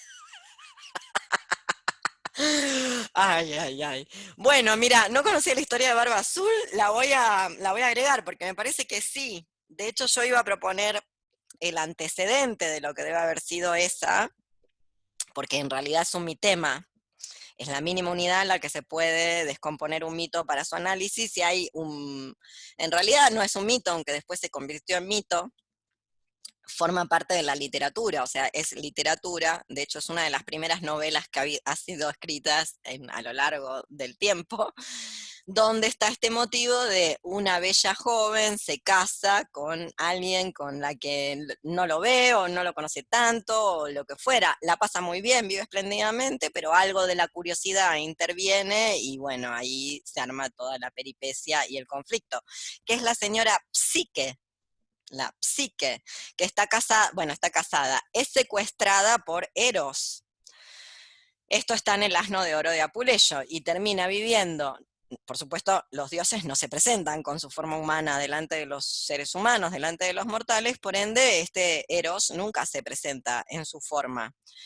Ella nunca ve bien con quién está, pero está con alguien que la está pasando bomba en un palacio donde las cosas se hacen solas. ¿Nada le suena ahí de algo más contemporáneo que Disney rompió todo? Es La Bella y la Bestia. Es el mismo mi tema, está tomado de ahí. Está tomado no quiere decir lo plagió, quiere decir que la literatura le habla a la literatura. Bueno, esta señora está en el mismo lugar que todas estas otras que estuvimos nombrando. Alex nombró una, yo la nombro a Psique, está Bella de Bella y Bestia. O sea, la idea de que después ustedes van y miran todos los finales, porque si no, no terminamos más. Tal vez terminan todos diferentes, pero en todas está el palacio que anda solo. Maravilloso, espléndido, pero estás muerta de embole, cagada de frío, cagada de angustia. Un marido regio, pero que vos no lo terminás de entender bien, regio, que te coge divino, por ejemplo. Eros es el dios del amor, ¿sabés cómo que bien que la pasa así, que la pasa bomba, así que la está pasando bomba, literal la está pasando bomba, pero no ve con quién. Y en algún momento, bueno, se tienta, quiere ver, ¿a quién no? De hecho, el motivo por el cual se tienta, no sé en el caso de Barba Azul, ahora nos decís, Alex, suelen ser las hermanas. Las hermanas envidiosas que meten cuña y que, por ejemplo, en el caso de Psique le dice, mira, no te estás cogiendo al hijo de Afrodita, te estás cogiendo acá al de la esquina y vos estás creída que estás con, te está haciendo el cuento del tío, y en realidad es acá el vecino, te estás cogiendo al vecino, déjate de joder. ¿Por qué no prendés la luz? Si él no te deja prender la luz a la noche, prendés la luz vos, y fíjate vos, es obvio. Bueno, ¿y qué va a hacer Psique? Bueno, hace eso, y efectivamente ahí rompe la prohibición, que siempre hay una, o siempre hay una, vos decís, es obvio que la van a romper. Quizás si no decías, nunca me mires la cara, sí que decía, bueno, nos quedamos sin la penumbra. Como él le dijo, no quiero que enciendas la lámpara, prum, baila, la enciende. Lo mismo pasa con Bella. Bella le dice, bueno, no sé con quién estás, bla, bla. Siempre hay, en el de Barba Azul también. No recuerdo que aparezcan hermanas Bueno, a ser insidiosas o algo por el estilo. habrá Era que buscar. aparentemente la propia curiosidad. Bien, pero siempre está ese elemento de la curiosidad que luego transgrede una prohibición, una curiosidad. Y la canción que les quería recomendar no es exactamente esto, porque ahí no hay un palacio, sino que solamente hay una mujer encerrada en un ámbito doméstico angustiada. Es una canción de los Smiths, que en realidad Morrissey le hizo a una cantante que él admiraba, que era una cantante infantil. En realidad en la época que Morrissey era niño, él la veía, niño, adolescente, la miraba en la televisión porque era una cantante infantil, que es Sandy Shaw. Y a Sandy Shaw le hizo una canción que se llama Jean, Jeane. Después le escribo todo en el grupo, no se preocupen que después les escribo todo o me preguntan cuando hagamos el grupo de Telegram y ahí les pongo esa canción. Entonces estamos delante de un motivo literario porque no es la primera vez. A todo esto, Alicia. Viste que en literatura te llamas Alicia e inmediatamente aparece Alicia, la del País de las Maravillas. Y mira dónde está esta, pobrecita. Pero es un chiste. Digo porque tal vez no tuvo nada que ver, puede ser, no se dio cuenta Quiroga, y a nosotras no nos importa, porque nosotras sí podemos ver y podemos hacer una suerte de relación o de lectura o de análisis en función de que justo pusiste a Alicia, no se podía llamar de otra manera, se podía llamar Marta, que no hay en el periodo donde él está, y que también es un nombre muy de la época, no hay ninguna Marta en la literatura de la época, digo, en cambio si, no sé, Beatriz, y Beatriz es Dante, ¿qué decirle? O era Petrarca, no, Beatriz es Dante. Bueno, en fin, todos estos tienen una que tiene un nombre, vos pones ese nombre, evidentemente estás dando una pista. No lo quisiste hacer, igual está puesto, yo lo puedo leer. Lo que no puede leer acá es, no, acá dice Alicia porque tiene la A de, tiene las dos primeras letras de Alex, debe ser Alex esta. No, eso no se puede hacer, por eso digo, no, lo digo porque acá es una exageración, pero después hay gente que va y lo hace. Que en base a estas exageraciones después va hacia lecturas que vos decís, no hay manera de llegar ahí. ¿A dónde está yendo? Bueno, en ese extraño nido de... Sí, ¿quién habló? No, yo creo que Alicia en el País de las Maravillas también la iban a casar, o yo estoy equivocada, si alguien sabe bien la historia y todo, creo que estaba también ahí en la época de que la iban a desposar. Muy bien, la casaron, mira, acá está Tenía que casada. Imagínate si esta fuera la continuación, podría ser, mira cómo le fue a Claro. Alicia. ¿Por qué no? La literatura hace todo el tiempo eso, justamente, porque la literatura habla de literatura. Entonces es un procedimiento muy común. Igual, me parece, habría que probarlo, no quiero mentir, pero puede ser. Esto lo tenés que buscar vos y ahí hay una punta para investigar.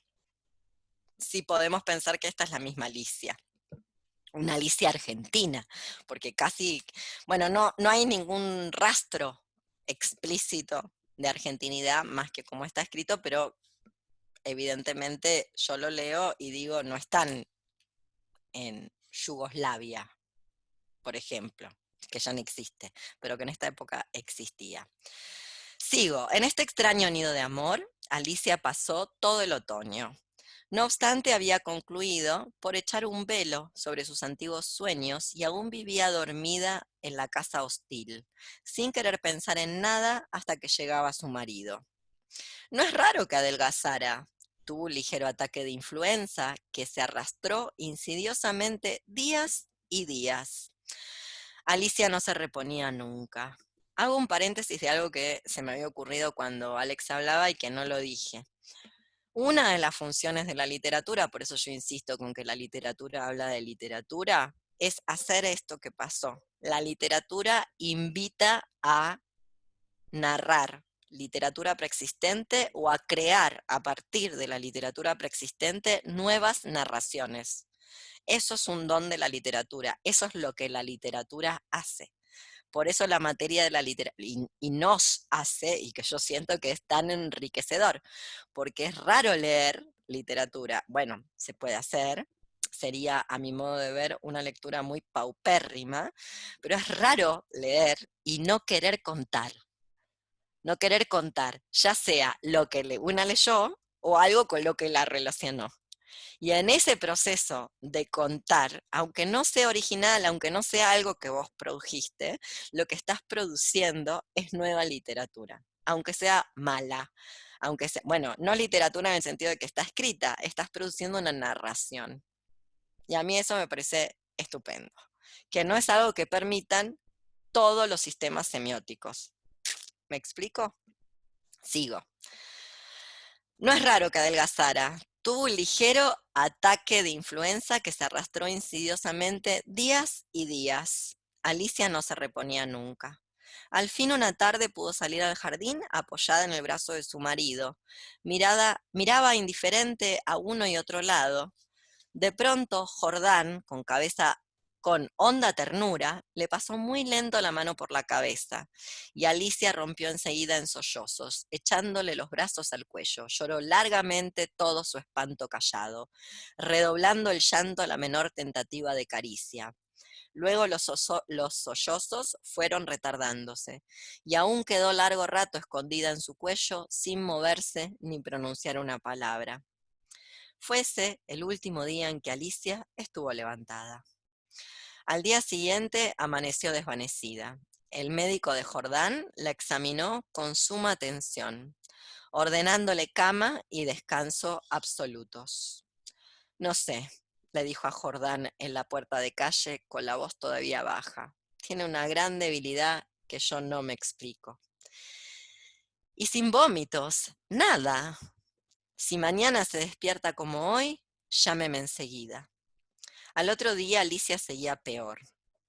Esto es interesantísimo, porque no seguía mal, seguía peor. Y este tipo, ustedes tienen que prestar atención que cuando se hacen traducción, y este es algo con lo que vamos a tener que lidiar con el cuento de Octavia Butler, es más difícil de hacer. Pero esto en otro contexto sería, entre comillas, un error, porque no se puede seguir peor. Se sigue bien, se sigue mal.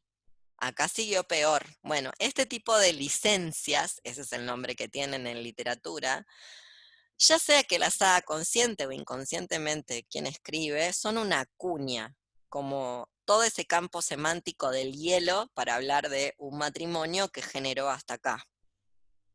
Ese tipo de cosas ustedes tienen que detectar en los textos, no dejarse obnubilar, que a veces los textos tienen esa cuestión enceguecedora, obnubiladora, que no se puede decir nada, hay que tratar de salir de ese lugar, me gusta, no me gusta, no importa, porque muchas veces a veces los textos gustan a partir de poder construir lecturas con ellos, y eso requiere un poco más de tiempo y de esfuerzo. Sigo, entonces. Seguía peor, hubo consulta, constatóse una anemia de marcha agudísima. Esperen que se cae la gente, la tengo que agregar.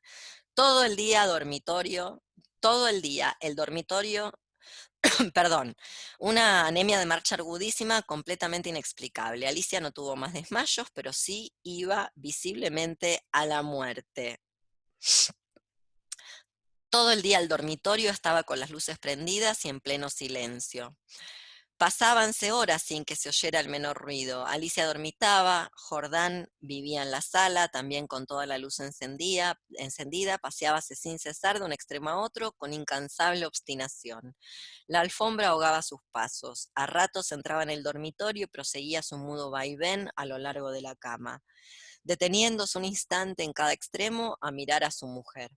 Pronto Alicia comenzó a tener alucinaciones, confusas y flotantes al principio, y que descendieron luego a ras del suelo. La joven, con los ojos desmesuradamente abiertos, no hacía sino mirar la alfombra a un lado y a otro del respaldo de la cama.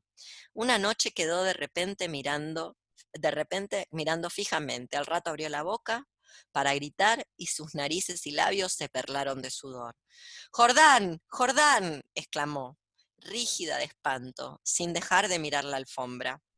Jordán corrió al dormitorio, y al verlo aparecer, Alicia lanzó un alarido de horror. Esto es interesantísimo, porque, a ver, ¿quién me sabe decir por qué yo lo veo interesante? ¿Quién me puede contar? Acá es donde yo digo la alegoría. Acá es donde aparecen, estos son los elementos donde acá es la alegoría. Puede ser que, Leo, ella se espanta porque en realidad lo que está sucediendo con este ácaro que le está chupando la sangre es una alegoría de su propio matrimonio, digamos.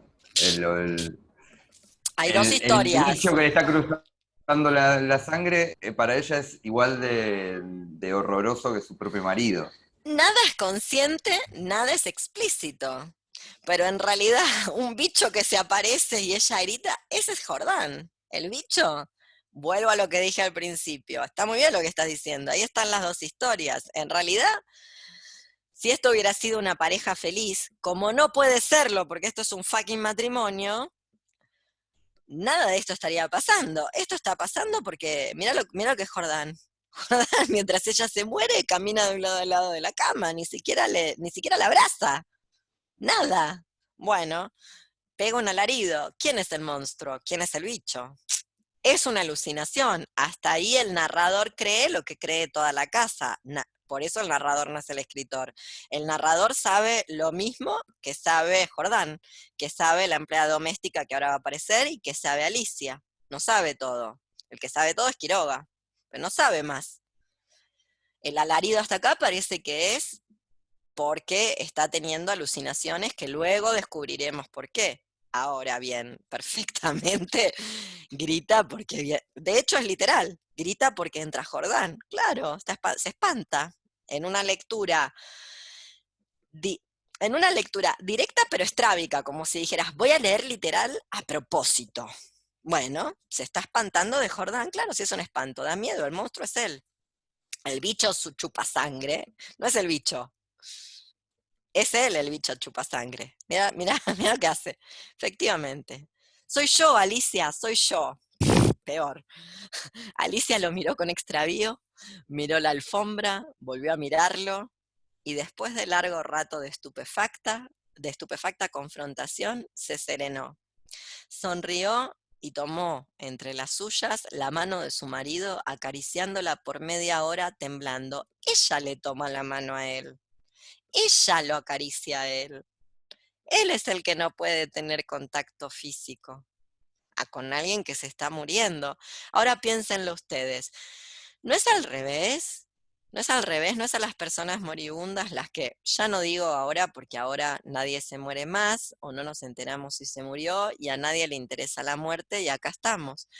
Pero en un mundo que no es este mundo horrible y agobiante, ¿no sería al revés? Que uno iría, si la persona quiere, por supuesto, con su consentimiento, ir a tomarle la mano a la persona moribunda y acariciársela. ¿No sería un poco, más allá de que esa persona pueda responder, muchas veces no puede responder? No, acá está invertido. Sigo. Entre sus alucinaciones más porfiadas, por eso digo, el narrador no sabe lo que va a venir. Está convencido de lo que está convencido todo el mundo en esta casa, ni más ni menos. No es que sabe alguna cosa y nos está mostrando indicios. Es esto uno de los motivos por los cuales ese narrador no tiene nada en común con el señor Quiroga que escribió el cuento. Entre sus alucinaciones más porfiadas, hubo un antropoide apoyado en la alfombra sobre los dedos que tenía fijos en ella sus ojos. Bueno, Jordán, evidentemente, ¿no? Ese es Jordán, que es un antropoide. Los médicos volvieron... Sí. Ahí se me vino una imagen de, cuando lo estaba leyendo, de esta pintura, creo que es Fuslies, que se llama La pesadilla, que es de un íncubo que está sentado sobre una doncella, que es como un demonio sexual el íncubo. Y como que al leer esto del antropoide apoyado que le estaba mirando, como que se me vino esa pintura a la cabeza. No sé si lo ubican, es una que es como una doncella. No, pero después la vas a pasar. La paso, sí. Dale. Porque como que me remitió directo a esa pintura. Y al íncubo, que es un demonio sexual. Total.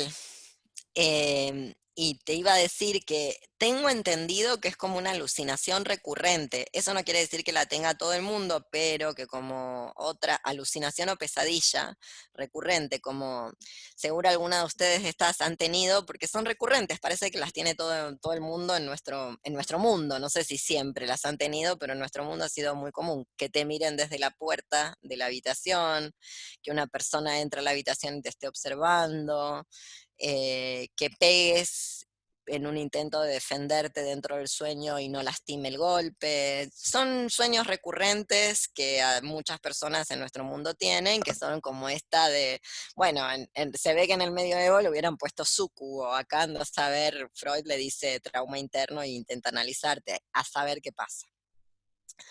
Pero bueno, es de esta índole. Sigo, y después Patricio manda la imagen, para eso después de clase me manda todo el mundo diciéndome, hola, soy Patricio, estoy en la clase de los sábados de xenogénesis. ¿Me pasas el link de Telegram? No confíen en mi memoria porque solo tengo mal carácter. Sigo, memoria no tengo. Los médicos volvieron inútilmente, había allí delante de ellos una vida que se acababa desangrándose. ¿Ven el campo semántico? Esto no lo puso de casualidad, lo pensó. Lo pensó.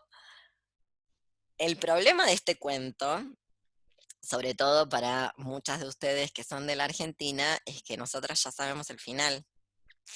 Entonces no nos damos cuenta de estos detalles tipo, mira, puso desangrándose, porque efectivamente es lo que está haciendo el animal con ella. Día a día, hora a hora, sin saber absolutamente cómo. En la última consulta, Alicia yacía en estupor, mientras ellos pulsaban, pasándose de uno a otro, la muñeca inerte.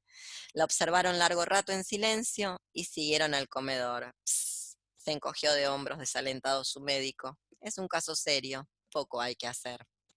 Solo eso me faltaba, resopló Jordán, y tamborileó bruscamente sobre la mesa. O sea, Jordán realmente es un témpano de hielo, porque nada, igual he escuchado esta frase en gente, no lo voy a decir, este es el chisme que a ustedes tanto les gusta, no lo voy a decir tampoco con nombre. Chao. Pero saben que pasan las mejores familias. Alicia fue extinguiéndose en su delirio de anemia, agravado de tarde, pero remitía siempre en las primeras horas. Durante el día no avanzaba su enfermedad, parecía que únicamente de noche se le fuera la vida en nuevas oleadas de sangre.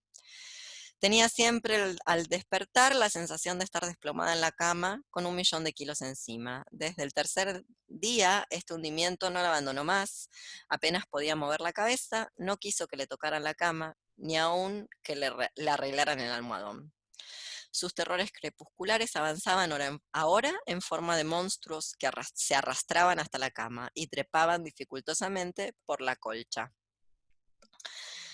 Perdió luego el conocimiento, los 2 días finales deliró sin cesar a media voz, las luces continuaban fúnebremente encendidas en el dormitorio y la sala.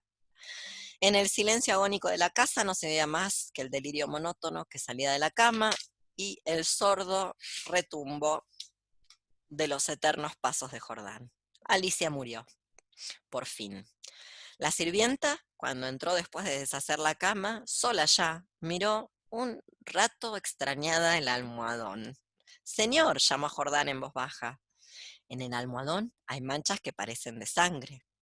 Jordán se acercó rápidamente y se dobló sobre aquel. Efectivamente, sobre la funda, a ambos lados del hueco que había dejado la cabeza de Alicia, se veían manchitas oscuras.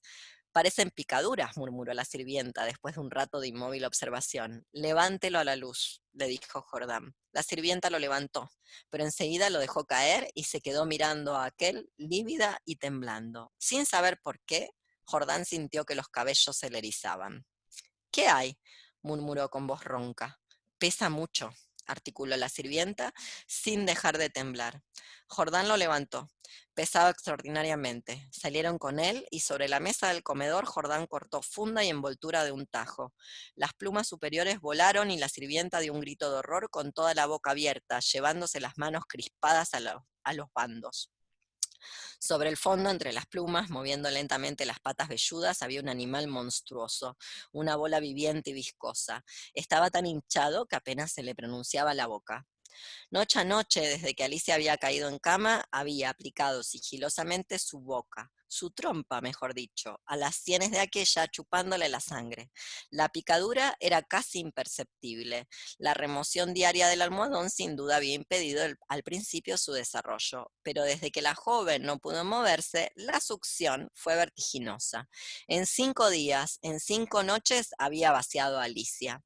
Estos parásitos de las aves, diminutos en el medio habitual, llegan a adquirir en ciertas condiciones proporciones enormes. La sangre humana parece serles particularmente favorable, y no es raro hallarlos en los almohadones de plumas. Bien. Y hacia el final se presentan varias cosas. En principio hay una coda. Una coda que está buenísima, que empieza con estos parásitos de las aves, porque cambia de registro. ¿Dónde podríamos encontrar esta coda? En un manual de zoología, en un libro de biología, en un texto informativo, no en un cuento fantástico, básicamente. Con lo que yo no estoy tan de acuerdo, no obstante comprendo que lo haya puesto porque tiene que ir a la coda, es la explicación. Noche a noche, desde que Alicia había caído en cama, había aplicado sigilosamente su boca. Esta explicación en los cuentos, que serían ya, es propia de los cuentos clásicos, hay que decirlo. Los cuentos clásicos a veces, no todos, pero a veces explican. Tienen diferentes motivos de ser. Explican porque creen que el lector no va a terminar de entender y porque faltan un par de décadas para que los cuentistas se atrevan a decir, ya está, le saco todo y que entienda el que entienda y que si no entienden que no me lean y que se vayan a la concha del pato. Todavía falta.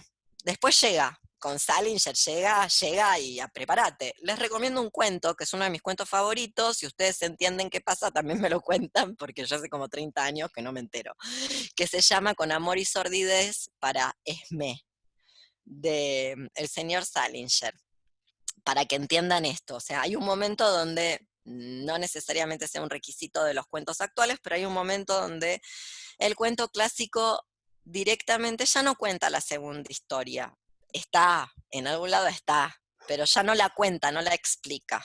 ¿Cómo es en este caso que la está explicando? Creo yo que para engarzar la coda, que es uno de los grandes aciertos de este cuento, porque en el medio de un cuento fantástico mete, o sea, es Orson Welles. Lo que pasa es que nació argentino. ¿Orson Welles era La Guerra de los Mundos? Corríjanme, que siempre me equivoco de Welles. Muy bien. Sí. Sí. Es Orson Welles. ¿Sabe lo que pasó con la Guerra de los Mundos? Contalo, Alexis o Pato, que hizo así con la cabeza. ¿Qué pasó? Orson Welles transmitió el cuento del otro Welles por radio en la década del 20 y generó un caos con suicidios y gente. ¿Por qué? ¿De qué trataba el cuento? Leyó un cuento al aire, solo que no dijo que estaba leyendo un cuento al aire. Claro, exactamente. De una invasión extraterrestre. Muy bien. Y la gente se lo creyó. Muy bien, acá tenemos un cuento que termina con algo que es una nota periodística, un manual de zoología, lo que fuera, entonces vos decís, mira los bichos. No puede pasar nunca, chicas, tranqui. Tranqui por si tienen un ácaro viviendo en su casa, una cucarachita, no sé, hagan lo que quieran, pero no, nada. No existe el bicho vampiro, parásito, bueno, existe en el perro la garrapata y si se le desborda la colonia de garrapata se lo va a comer crudo. Pero dudo que le pase a un ser humano, tenemos que estar en muy, muy mal estado para que nos llegue a pasar y seguro que no va a ser en la almohada, para que se queden tranquilas. Pero bueno, esa coda yo creo que está siendo puesta justamente para generar ese efecto en el público lector donde, wow, esto puedo tenerlo yo en mi casa y todos los almohadones son de pluma. Por eso necesita de ese otro párrafo que para mí si vuela no pasa nada, donde parecería explicar qué le pasó a Alicia cuando creo que ya nos dimos cuenta que le pasó a Alicia. Lo primero que le pasa a Alicia se llama Jordán y lo segundo es porque está Jordán. Si Jordán no hubiera aparecido en la vida de Alicia, lo segundo, que es el bicho que le succiona la sangre hasta matarla, no hubiera muerto. Y acá viene la cuestión. Ustedes me dirán, pero estaba igual esto tiene todo que ver con el cuento de Octavia Butler, por lo menos en mi lectura, y con lo que tenemos que ver al final. ¿Por qué digo yo que si la relación hubiera sido distinta, si Jordán no hubiese estado, nada de esto habría pasado? ¿Porque el bicho no hubiera estado? Si el bicho está en los almohadones de plumas, acá lo dice, ¿no? Que, bueno, Porque que son... ni siquiera la movieron, ¿no? En 5 días. No la movieron, efectivamente. Pero ¿por qué digo yo, Emilia, que justamente que si no hubiera estado Jordán o que si la relación con Jordán hubiera sido diferente, esto no pasaba? No porque no estaba el bicho hubiera estado igual porque según lo que nos dice acá, estos parásitos de las aves diminutos en el medio habitual llegan a adquirir ciertas condiciones, proporciones enormes, la sangre humana parece serles particularmente favorable y no es raro hallarlo en los almohadones de plumas, o sea, en una de esas había un almohadón de plumas, entonces ¿por qué digo yo que si Jordán no hubiera existido, esto no habría pasado? Porque el problema no es el bicho. Con el bicho se puede entablar. Sí, perdón, dale, Sofi. Que el problema de Jordan, que es el que tiene el frío. De hecho dicen que en el otoño la pasó bien y cuando llegó Jordan vino el invierno y vinieron los problemas. Exacto, porque hay una manera, y acá viene la relación con el otro texto que vamos a ver en el próximo encuentro, hay alguna manera de agenciarse simbióticamente, incluso con algo que los seres humanos llamamos alimaña, como un insecto, sin que te asesine. Claro, pero hay que sacudir la almohada, hay que usar otra, no hay que estar todo el día echada, hay que hacer otro arreglo con el hábitat. Entonces el bicho puede vivir y como un mosquito alguna vez picarte y chupar un poquito de sangre y existir. ¿Se entiende? O sea, el problema no es el insecto, el problema es el dispositivo matrimonio, especialmente con Jordán. Jordán, que es prototípico, es un prototipo, es un estereotipo en el sentido de lo que hay por ahí. ¿Sí? ¿Alguien iba a hablar o no? Sí, yo. Dale, Mariana. En el cuento, en esa parte, cuando empieza a relatar que Alicia ya no se puede volver a levantar, como que describe que se despierta como sintiendo un peso enorme encima, y cuando yo lo leí, igual como que me evocó como la sensación, no sé, como una pena de amor, como de angustia, como de esa sensación, no sé, como que en el fondo es esa vida angustiosa la que la mantiene como en la cama, pues como, no sé, como con ese peso, y como que en el fondo es esa angustia la que la mantiene ese peso, como que propicia que este bicho se alimente de una forma que finalmente como que la llega a matar. Pero creo que ahí para mí como que hubo un enlace como más claro. Totalmente. Lo que estoy intentando decir, y ahora cedo la palabra, lo que estoy intentando decir es que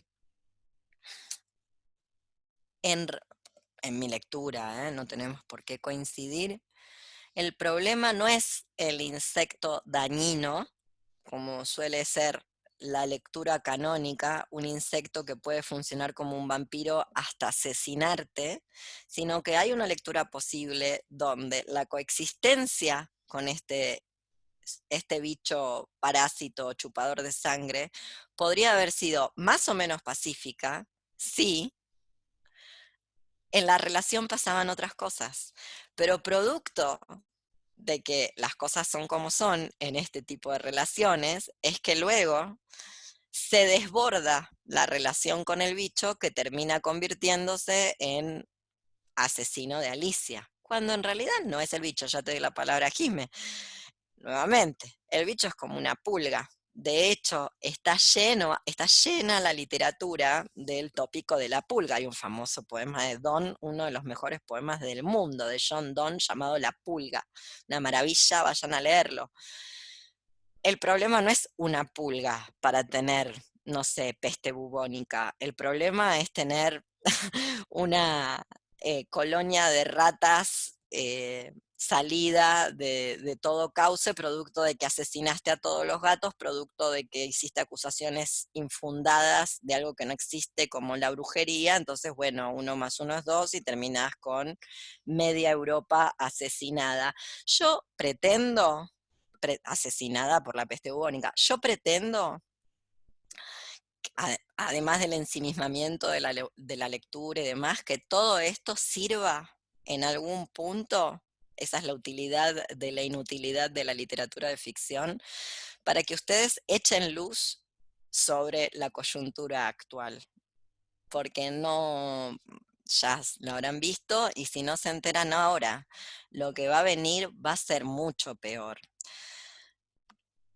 Entonces vuelvo, en mi lectura el problema no es tanto el insecto, que en una relación donde la almohada se sacude, donde cambias de lado de la cama, donde cada tanto haces así, o donde cada tanto te quedas dormida en el living, porque ahí es donde cogiste, el bicho no te chupa toda la sangre, pero producto de que Alicia termina con un cuadro de depresión severo por esta relación, es que no se puede levantar o se pasa el día echada de la cama y el bicho se la consume.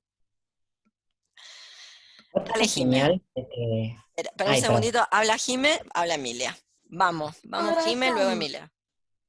Era eso que yo cuando lo terminé de leer el libro, como muy al